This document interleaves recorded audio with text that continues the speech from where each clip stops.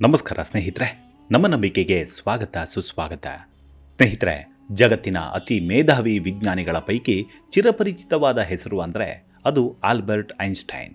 20ನೇ ಶತಮಾನದಲ್ಲಿ ಇಡೀ ಜಗತ್ತಿನ ಗಮನ ಸೆಳೆದ ಜರ್ಮನಿ ಮೂಲದ ಭೌತ ವಿಜ್ಞಾನಿ. ಸಾಪೇಕ್ಷತಾ ಸಿದ್ಧಾಂತ ಅಂದರೆ ಥಿಯರಿ ಆಫ್ ರಿಲೇಟಿವಿಟಿಯನ್ನು ಇಡೀ ಜಗತ್ತಿನ ಮುಂದಿಟ್ಟ ಹೆಗ್ಗಳಿಕೆ ಇವರಿಗೆ ಸಲ್ಲುತ್ತೆ. ಐನ್ಸ್ಟೈನ್ ಬಾಲ್ಯ ನಿಜಕ್ಕೂ ಕಬ್ಬಿಣದ ಕಡಲೆಯಂತಿತ್ತು. ಸುಮಾರು 5 ವರ್ಷಗಳವರೆಗೆ ಮಾತೇ ಆಡದಿದ್ದ ಬಾಲಕನನ್ನ ಎಲ್ಲರೂ ಮೂಗ ಅಂತಲೇ ಭಾವಿಸಿದ್ರು.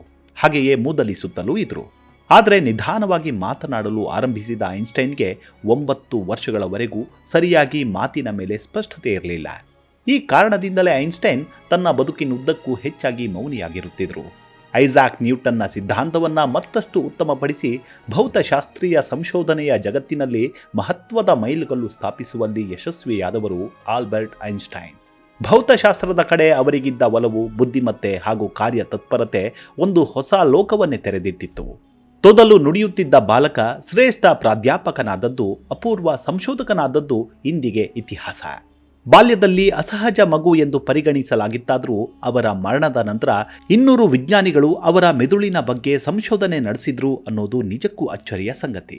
ಇಂತಹ ಮಹಾನ್ ಸಾಧನೆ ಮಾಡಿದ ವಿಜ್ಞಾನಿಯ ಬಾಲ್ಯದಲ್ಲಿ ಆದಂತಹ ಕುತೂಹಲ ಭರಿತ ವಿಚಾರವನ್ನ ಈ ಸಂಚಿಕೆಯಲ್ಲಿ ಹೇಳ್ತಾ ಹೋಗ್ತೀನಿ. ಅದಕ್ಕೂ ಮುನ್ನ ನಮ್ಮ ನಂಬಿಕೆಗೆ ನಿಮ್ಮ ಬೆಂಬಲವಿರಲಿ. ಎಲ್ಲ ವಿಧದ ತ್ವಚೆಯ ಸಮಸ್ಯೆಗಳಿಗೆ ಧೀಮಹಿ ಪ್ರಾಡಕ್ಟ್ ರಾಮಬಾಣದಂತೆ ಕೆಲಸ ಮಾಡುತ್ತೆ. ಕೇವಲ 3 ದಿನದಲ್ಲೇ ವ್ಯತ್ಯಾಸ ನೋಡ್ತೀರಾ. ಯಾವುದೇ ಅಡ್ಡ ಪರಿಣಾಮಗಳಿಲ್ಲ. ಕೆಮಿಕಲ್ ರಹಿತವಾದ 16 ನೈಸರ್ಗಿಕ ಪದಾರ್ಥಗಳ ಮಿಶ್ರಣದಿಂದ ತಯಾರಾದ 100% ಆರ್ಗ್ಯಾನಿಕ್ ಧೀಮಹಿ ಪ್ರಾಡಕ್ಟ್. ಹೆಚ್ಚಿನ ಮಾಹಿತಿಗಾಗಿ ಕೆಳಕಂಡ ದೂರವಾಣಿಗೆ ಸಂಪರ್ಕಿಸಿ. ಸ್ನೇಹಿತರೆ, ಶ್ರೇಷ್ಠ ಭೌತಶಾಸ್ತ್ರಜ್ಞ ಆಲ್ಬರ್ಟ್ ಐನ್ಸ್ಟೈನ್ ಹುಟ್ಟಿದ್ದು ಮಾರ್ಚ್ 14, 1879ರಂದು ಜರ್ಮನಿಯ ವುಟೆನ್ಬರ್ಗ್ನ ಉಲ್ಮಾ ಎಂಬ ಹಳ್ಳಿಯಲ್ಲಿ.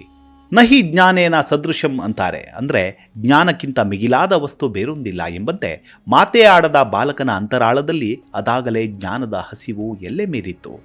ಈ ಪ್ರಕೃತಿಯಲ್ಲಿನ ಗೌಪ್ಯ ವಿಚಾರಗಳು ಆತನಿಗೆ ತಿಳಿಯುತ್ತಲೇ ಹೋಗ್ತಿದ್ವು. ತಂದೆ ಹರ್ಮನ್ ಐನ್ಸ್ಟೈನ್, ತಾಯಿ ಪೌಲಿನ್ ಐನ್ಸ್ಟೈನ್. ಬಾಲ್ಯದಲ್ಲಿ ಆಲ್ಬರ್ಟ್ರನ್ನ ಕಾಡಿದ ಸಮಸ್ಯೆ ಎಂದರೆ ಬಿಕ್ಕಲುತನ, ಅಂದರೆ ತೊದಲುವಿಕೆ. ಬಾಲಕನ ಈ ಸ್ಥಿತಿಯನ್ನು ಕಂಡ ಮನೆಯವರಿಗೆಲ್ಲ ಅತೀವ ನೋವು. ತನ್ನ ವಯಸ್ಸಿನ ಹುಡುಗರ ಜೊತೆ ಆಟವಾಡದೇ ಇದ್ದುದನ್ನು ನೋಡಿದ ತಾಯಿ ಗಾಬರಿಗೊಂಡಿದ್ದರಂತೆ. ಆಲ್ಬರ್ಟ್ ಐನ್ಸ್ಟೈನ್ ಜನಿಸಿದಾಗ ಅವರ ತಲೆ ಸಾಮಾನ್ಯ ಮಕ್ಕಳಿಗಿಂತ ಅಸಾಧಾರಣವಾಗಿ ದೊಡ್ಡದಾಗಿತ್ತು. ಆ ಸಮಯದಲ್ಲಿ ಈ ದೊಡ್ಡ ತಲೆಯ ಕಾರಣವನ್ನು ಅರ್ಥ ಮಾಡಿಕೊಳ್ಳಲು ವೈದ್ಯಕೀಯ ವಿಜ್ಞಾನವು ಸಾಕಷ್ಟು ಅಭಿವೃದ್ಧಿ ಹೊಂದಿರಲಿಲ್ಲ. ಆದ್ದರಿಂದ ಅನೇಕ ಜನರು ಆಲ್ಬರ್ಟ್ ಐನ್ಸ್ಟೈನ್ರ ದೊಡ್ಡ ತಲೆಯಿಂದಾಗಿ ಅವರನ್ನು ಅಸಹಜ ಮಗು ಎಂದು ಪರಿಗಣಿಸಿದರು. ಬಾಲ್ಯದಲ್ಲಿ ಐನ್ಸ್ಟೈನ್ ನಾಚಿಕೆ ಸ್ವಭಾವದ ಹುಡುಗ. 4ನೇ ವಯಸ್ಸಿನಲ್ಲಿ ಮೊದಲ ಬಾರಿಗೆ ಮಾತನಾಡಲು ಶುರು ಮಾಡಿದನಾದರೂ 9ನೇ ವಯಸ್ಸಿನಲ್ಲಿ ಸಂಪೂರ್ಣವಾಗಿ ಮಾತನಾಡಲು ಪ್ರಾರಂಭಿಸ್ತಾರೆ. ಇದರ ಹಿಂದೆಯೂ ಕೂಡ ಒಂದು ಕುತೂಹಲಕಾರಿಯಾದ ಕಥೆ ಇದೆ. ಐನ್ಸ್ಟೈನ್ ತನ್ನ ತಾಯಿ ತಂದೆಯೊಂದಿಗೆ ಡೈನಿಂಗ್ ಟೇಬಲ್ ಮೇಲೆ ಕುಳಿತು ಊಟ ಮಾಡುತ್ತಿದ್ದಾಗ ಇದ್ದಕ್ಕಿದ್ದಂತೆ ಸೂಪ್ ತುಂಬ ಬಿಸಿಯಾಗಿದೆ ಎಂದು ಹೇಳಿದ. ಇದನ್ನು ಕೇಳಿದ ಪೋಷಕರಿಗೆ ಅಚ್ಚರಿಯ ಜೊತೆಗೆ ನನ್ನ ಮಗ ಮಾತನಾಡಿಬಿಟ್ಟನಲ್ಲ ಅನ್ನೋ ಹರ್ಷವೂ ಮೂಡಿತ್ತು. ಕೂಡಲೇ ಅವರ ತಂದೆ ತನ್ನ ಮಗನನ್ನ ಕೇಳ್ತಾರೆ, ಇಷ್ಟು ವರ್ಷ ಯಾಕೆ ಮಾತನಾಡಲಿಲ್ಲ ಅಂತ. ಅದಕ್ಕೆ ಐನ್ಸ್ಟೈನ್ ಉತ್ತರಿಸಿದ್ದು ನಿಜಕ್ಕೂ ಅವರನ್ನ ಮೂಕರನ್ನಾಗಿಸಿ ಬಿಟ್ಟಿತ್ತು. ಅದೇನೆಂದರೆ, ಐನ್ಸ್ಟೈನ್ ಹೀಗೆ ಹೇಳ್ತಾರೆ, ಇಲ್ಲಿವರೆಗೂ ಎಲ್ಲವೂ ಚೆನ್ನಾಗಿತ್ತು, ಹಾಗಾಗಿ ನಾನು ಮಾತನಾಡಲಿಲ್ಲ. ಆದರೆ ಈಗ ಸೂಪ್ ತುಂಬ ಬಿಸಿಯಾಗಿದೆ ಅಂತ ಅನಿಸ್ತು, ಹಾಗಾಗಿ ಮಾತನಾಡಿದೆ ಎನ್ನುತ್ತಾರೆ. ಐನ್ಸ್ಟೈನ್ ಹಾಸ್ಯಗಾರರಾಗಿದ್ದವರು. ಹೇರ್ ಕಟಿಂಗ್ ಮಾಡಿಸಿಕೊಳ್ಳೋಕೆ ಸುತಾರಾಮ್ ಇಷ್ಟವಿರಲಿಲ್ಲ. ಅಷ್ಟೇ ಅಲ್ಲ, ಕೇವಲ ಶೂ ಮಾತ್ರ ಧರಿಸುತ್ತಿದ್ದರಷ್ಟೇ. ಸಾಕ್ಸ್ ಅಂದರೆ ಅವರಿಗೆ ಆಗ್ತಿರ್ಲಿಲ್ಲ. ಯಾಕಂದರೆ ಸಾಕ್ಸ್ ಹಾಕಿದರೆ ಸಾಕ್ಸ್ನಲ್ಲಿ ತೂತ ಬೀಳುತ್ತೆ, ತೂತ ಬೀಳೋದನ್ನು ನಾನು ಯಾಕೆ ಹಾಕೊಳ್ಳಿ ಅಂತ ಹಾಸ್ಯ ಚಡಾಕಿಯನ್ನು ಹಾರಿಸ್ತಿದ್ರು. ಐನ್ಸ್ಟೈನ್ರನ್ನ ಶಾಲಾ ದಿನಗಳಲ್ಲಿ ಮೂರ್ಖ ಎಂದು ಎಲ್ಲರೂ ಕರೆಯುತ್ತಿದ್ದರಂತೆ. ಗಣಿತ ಮತ್ತು ವಿಜ್ಞಾನವನ್ನು ಹೊರತುಪಡಿಸಿ ಉಳಿದೆಲ್ಲ ವಿಷಯಗಳಲ್ಲಿ ಅನುತ್ತೀರ್ಣರಾಗುತ್ತಿದ್ದರಿಂದ ಅವರ ಶಿಕ್ಷಕರಿಗೆ ಐನ್ಸ್ಟೈನ್ ಅಂದರೆ ಅಷ್ಟಕ್ಕಷ್ಟೇ.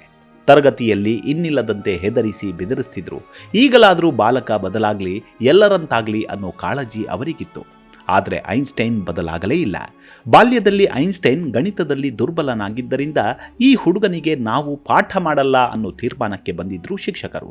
ಹಾಗಾಗಿ ತನ್ನ ಮಗನಿಗೆ ವಿಧಿಯಿಲ್ಲದೆ ತಾನೇ ಶಿಕ್ಷಕಿಯಾಗಬೇಕಾಗಿ ಬಂತು. ಆಕೆಯೇ ಐನ್ಸ್ಟೈನ್ಗೆ ಮನೆಯಲ್ಲಿಯೇ ಗಣಿತ ಪಾಠಾಭ್ಯಾಸವನ್ನು ಮಾಡಲು ಶುರು ಮಾಡ್ತಾರೆ. ಹೀಗೆ ತಾಯಿಯೇ ಮೊದಲ ಗುರು ಎಂಬಂತೆ ತನ್ನ ತಾಯಿಯಿಂದ ಬಂದಂತಹ ಒಂದೊಂದು ಅರ್ಥಗಳು ಗಣಿತದ ಬಗ್ಗೆ ಆಳವಾದ ಜ್ಞಾನ ಸಂಪಾದಿಸಲು ಕಾರಣವಾಯಿತು. ಮುಂದೊಂದು ದಿನ ಇಡೀ ವಿಶ್ವದಲ್ಲಿ ಒಬ್ಬ ಮಹಾನ್ ಗಣಿತಜ್ಞನಾದ ಆಲ್ಬರ್ಟ್ ಐನ್ಸ್ಟೈನ್. ಅದಾಗಲೇ ತಮ್ಮ ಜರ್ಮನ್ ಮಾತೃಭಾಷೆಯನ್ನ ಚೆನ್ನಾಗಿ ಅರಿತುಕೊಂಡಿದ್ದ ಐನ್ಸ್ಟೈನ್ 9 ವರ್ಷ ಕಳೆಯುವಾಗಲೇ ಜರ್ಮನ್ ಮಾತೃಭಾಷೆಯನ್ನ ಚೆನ್ನಾಗಿ ಅರಿತುಕೊಂಡಿದ್ದರು ಐನ್ಸ್ಟೈನ್. ಮ್ಯೂನಿಕ್ನಲ್ಲಿ ಎಲೆಕ್ಟ್ರಿಕಲ್ ಉಪಕರಣಗಳ ತಯಾರಿಕೆಯ ಸಂಸ್ಥೆಯನ್ನ ತಂದೆ ಹಾಗೂ ಚಿಕ್ಕಪ್ಪನವರು ಸೇರಿ ಸ್ಥಾಪಿಸಿದ್ದರಿಂದ ಪರಿವಾರವೆಲ್ಲವೂ ಇಟಲಿಗೆ ಹೋಗಿ ನೆಲೆಸಲು ಆತುರದಲ್ಲಿತ್ತು. ಆಗ ಐನ್ಸ್ಟೈನ್ ಅವರಿಗೆ ಕೇವಲ 6 ವರ್ಷ ವಯಸ್ಸಷ್ಟೇ. ಐನ್ಸ್ಟೈನ್ ಝೂರಿಚ್ನ ಸ್ವಿಸ್ ಫೆಡರಲ್ ತಾಂತ್ರಿಕ ಸಂಸ್ಥೆಗೆ ಅರ್ಜಿ ಸಲ್ಲಿಸುತ್ತಾರೆ. ಅವರ ಬಳಿ ಸೆಕೆಂಡರಿ ಶಾಲೆಯ ಪ್ರಮಾಣಪತ್ರವಿರಲಿಲ್ಲ. 16 ವರ್ಷ ವಯಸ್ಸಿನ ಐನ್ಸ್ಟೈನ್ ಪ್ರವೇಶ ಪರೀಕ್ಷೆಯಲ್ಲಿ ಪಾಸಾಗ್ತಾರೆ. ಸೆಕೆಂಡರಿ ವಿದ್ಯಾಭ್ಯಾಸಕ್ಕೆ ಹ್ಯಾರೋ ಸ್ಕೂಲಿಗೆ ಅಡ್ಮಿಷನ್ ಆಗ್ತಾರೆ. ಅವರಿಗೆ ಎಲೆಕ್ಟ್ರೋಮ್ಯಾಗ್ನೆಟಿಕ್ ಸಿದ್ಧಾಂತದಲ್ಲಿ ವಿಶೇಷ ಆಸಕ್ತಿ ಬೆಳೀತು. 1896ರಲ್ಲಿ ಪದವಿ ದೊರೆಯಿತು. ಐನ್ಸ್ಟೈನ್ರಿಗೆ ಗಣಿತಶಾಸ್ತ್ರದಲ್ಲಿ ವಿಶೇಷ ಪರಿಣತಿ ಇದೆ ಎನ್ನುವ ಸತ್ಯ ಅರಿವಾಗಿದ್ದು ಆನಂತರವೇ. 1900ರಲ್ಲಿ ಭೌತಶಾಸ್ತ್ರದಲ್ಲಿ ಪದವಿ ಸಿಕ್ಕುತ್ತೆ. 1901ರಲ್ಲಿ ಸ್ವಿಸ್ ಪೌರತ್ವವನ್ನು ಪಡೆದುಕೊಳ್ತಾರೆ. ಜರ್ಮನ್, ಇಟಾಲಿಯನ್ ಭಾಷೆಗಳ ಜೊತೆಗೆ ಆಂಗ್ಲ ಭಾಷೆಯನ್ನು ಚೆನ್ನಾಗಿ ಅಭ್ಯಾಸ ಮಾಡಿಕೊಳ್ತಾರೆ. ಲೆಕ್ಚರರ್ ವೃತ್ತಿಗೆ ಅರ್ಜಿ ಹಾಕಿ 2 ವರ್ಷ ಅಲೆದಲೆದು ಸೋತು ಹೋಗ್ತಾರೆ. ನೌಕರಿ ಸಿಗಲೇ ಇಲ್ಲ.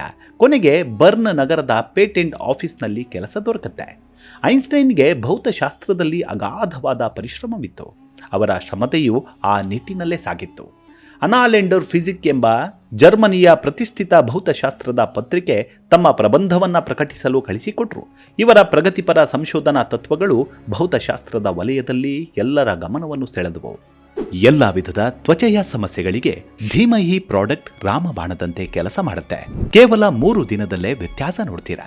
ಯಾವುದೇ ಅಡ್ಡ ಪರಿಣಾಮಗಳಿಲ್ಲ. ಕೆಮಿಕಲ್ ರಹಿತವಾದ 16 ನೈಸರ್ಗಿಕ ಪದಾರ್ಥಗಳ ಮಿಶ್ರಣದಿಂದ ತಯಾರಾದ 100% ಆರ್ಗ್ಯಾನಿಕ್ ಧೀಮಹಿ ಪ್ರಾಡಕ್ಟ್. ಹೆಚ್ಚಿನ ಮಾಹಿತಿಗಾಗಿ ಕೆಳಕಂಡ ದೂರವಾಣಿಗೆ ಸಂಪರ್ಕಿಸಿ. ತಮ್ಮ 26ನೆಯ ವಯಸ್ಸಿನಲ್ಲೇ ಡಾಕ್ಟರೇಟ್ ಗಳಿಸ್ತಾರೆ ಐನ್ಸ್ಟೈನ್.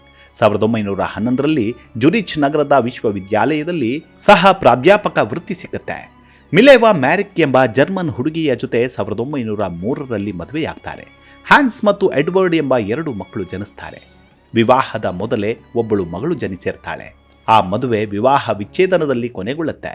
1919ರಲ್ಲಿ ಎಲ್ಯಾ ಲೋವೆನ್ಥಾಲ್ ಎಂಬ ಮಹಿಳೆಯ ಜೊತೆ ಮರು ಮದುವೆಯಾಗ್ತಾರೆ.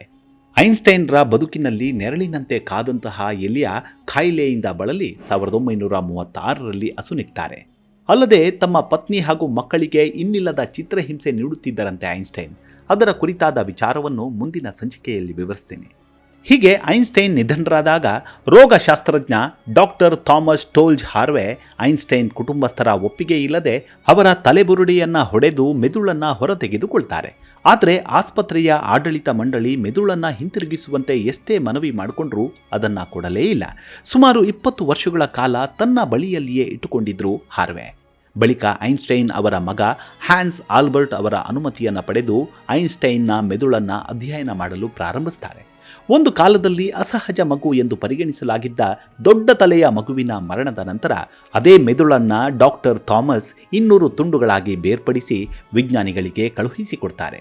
ಈ ಅಧ್ಯಯನದಲ್ಲಿ ಐನ್ಸ್ಟೈನ್ರ ಮೆದುಳು ಸಾಮಾನ್ಯ ಜನರ ಮೆದುಳಿಗಿಂತ ವಿಶಿಷ್ಟವಾದ ಕೋಶ ರಚನೆಯನ್ನ ಹೊಂದಿದೆ ಎಂದು ಬಹಿರಂಗಪಡಿಸಿತು. ಇಂದಿಗೂ ಐನ್ಸ್ಟೈನ್ ಅಂದರೆ ಅದೊಂದು ಕುತೂಹಲಗಳ ಆಗರ ಇದ್ದಂತೆ. ಮುಂದಿನ ಸಂಚಿಕೆಯಲ್ಲಿ ಮತ್ತೆ ಸಿಗೋಣ. ಅಲ್ಲಿವರೆಗೂ ನಿಮ್ಮ ಆರೋಗ್ಯದ ಕಡೆ ಗಮನವಿರಲಿ.